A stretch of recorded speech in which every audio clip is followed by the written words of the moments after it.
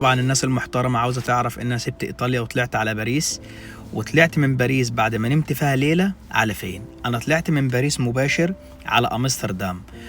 وفي ناس كتير مفكرة ان انا دخلت ايطاليا تهريب، وعديت من ايطاليا تهريب على فرنسا. فالموضوع هنا من باريس لامستردام كان مختلف خالص. لقيت الموضوع سهل، وكان من كتر ما هو سهل كان يخوف انك تركب قطر من محطة باريس في وسط باريس تطلع على امستردام مباشر، مفيش وقوف، مفيش تفتيش، مفيش حاجة. القطر ده القطر السريع بيطلع من باريس على امستردام تقريبا بياخد 4 ساعات ونص. فالحمد لله وصلت، وما كانش فيه خوف، ما كانش فيه حاجة. وما كانش فيه كنترول في السكة مثلا طلع سألني على إقامات، ولا سألني مثلا على أي حاجة غير تذكرة القطر. فلما وصلت أمستردام كنت المفروض أنا ليا قريبي هنا كنت جاي عليه. فوقفت في الشارع بعد ما خرجت اتصل على قريبي كان نايم. كان معايا واحد اتعرفت عليه في القطر، راجل مغربي انا فاكرها والله زي دلوقتي. المغاربة انواع بيتكلموا لغة معينة كده، اللغة الدارجة واللغة الشالحة والروافة. فالراجل ده كان بيكلمني باللغة العربية الفصحى. فالمهم قال لي ما تقلقش، قال لي ابن عمي جاي ياخدني. وفعلا قابلنا ابن عمه جه خدنا، وقلت له العنوان اللي قريبي ساكن فيه، فوداني لحد باب الشارع. والراجل المغربي ده مرضيش يسيبني، وقال لي تعالى هنقعد ناكل حاجة على باب الشارع اللي قريبي ساكن فيه لحد ما قريبك يجي ياخدك. وفعلا والله دخلنا مكان، طلبنا اكل وقعدنا ناكل انا والراجل المغربي ده اللي جابني معاه، وابن عمه اللي جه خدنا بالعربية، ولحد فعلا ما قريبي خدني. قريبي جه خدني وكان اول ليله. وبعدين قريبي كان اصلا ميت، كان بيموت نفس الشغل، الله يدي الصحه. هي الحياه في هولندا كلها شغل، اللي عايش هنا فاهم الكلام ده. طلعنا على البيت عنده، قال لي انا تعبان هخش اكمل نوم، وانت لو عاوز تستحمى او عايز تاكل حاجه. قلت له انا واكل، عايز اغير هدوم واخد دش. قال لي مفيش مشكله، خش خد لك دش. وصحي من النوم ليلتها. المفروض بقى واحد لسه جاي بقى من سفر بقى، وكنت بقى لي كام يوم ما بعرفش انام. نام بقى وارتاح. قال لي عاوز تنام ولا لا؟ الواحد بيبقى فرحان، وبس تحس من كتر ما انت فرحان انك وصلت وبقيت في الامان او بقيت مع قريبك مطمن، فاهم؟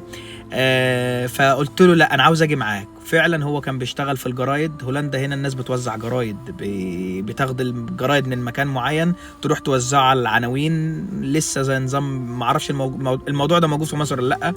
ففعلا رحنا انا وهو وزعنا الجرايد. واول يوم حصل لي موقف عمري ما هنساه.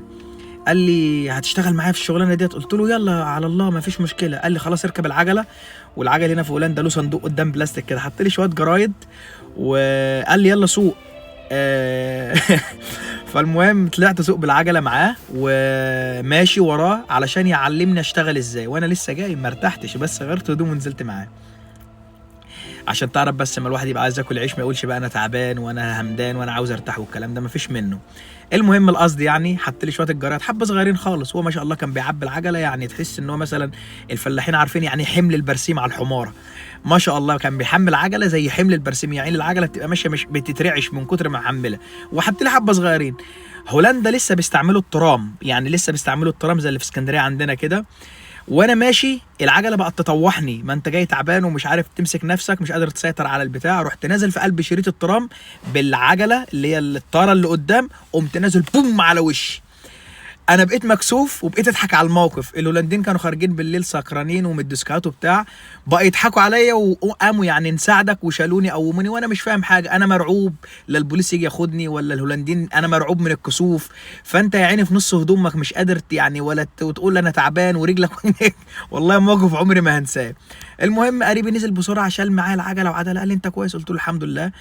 قال لي فيك حاجه؟ قلت له ما فيش حاجه الحمد لله. قال لي يا عم انا رحت لك شويه جرات قد كده وانت وحت بيهم. قلت له يا عم انا لسه بتعلم بقى وتعبان، وشريط الترام رفيع كده، الطاره اللي قدام راحت مسقوطه فيهم، تنزل على وشي متدشمل، وبعترنا الجرايد وخربنا الدنيا. المهم خلصنا الجرايد، وهو كان الله يدي الصحه كان شغال شغلانه تانية.